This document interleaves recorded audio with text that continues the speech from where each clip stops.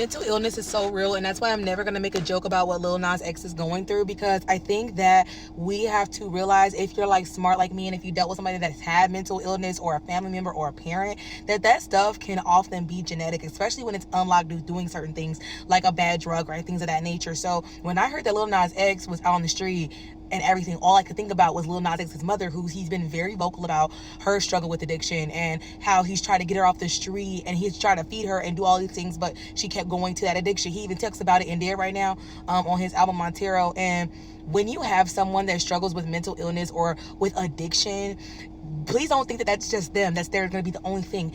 Whether it's you or your brother, sister, something, there's going to be like that genetic line of family curses that, unfortunately, like him not mocking God, him sliding down a pole with Satan costume on, none of that was going to stop or hinder the inevitable, where he has a moment where he has to choose and he's going outside, he's naked, and he's on drugs, and he's doing something bad. Like, this is genetic stuff. This is addiction that runs in families type thing. So I don't think that anybody would want this to be the publicity stunt. You know that your mother was just caught on the video begging for food and nobody could get her out of the streets, and you would turn around years later and kind of do that same thing. It's not because it's a publicity stunt, it's because it's a result of that genetic gene of addiction.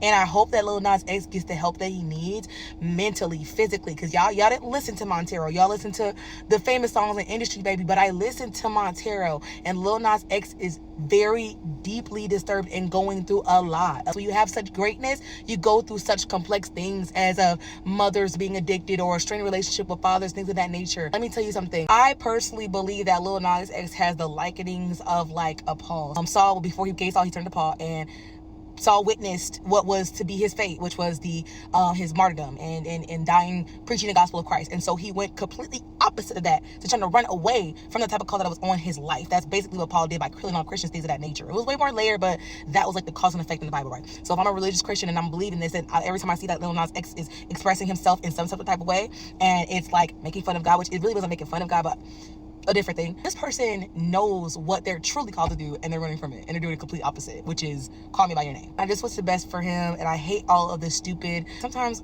Christians say the stupidest shit, and that's a Christian saying that. Yeah, sometimes we say the stupidest shit in the fucking world. I'll never make a joke about none of this stuff, because this is real. This is real life. And unfortunately, he's a celebrity, so it's going to go and be the opinions of millions and billions of people.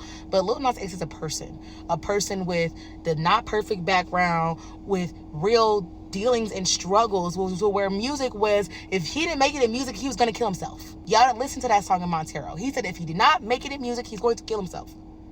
Like, this is not a game. This stuff is real, y'all. So, like, have a fucking heart.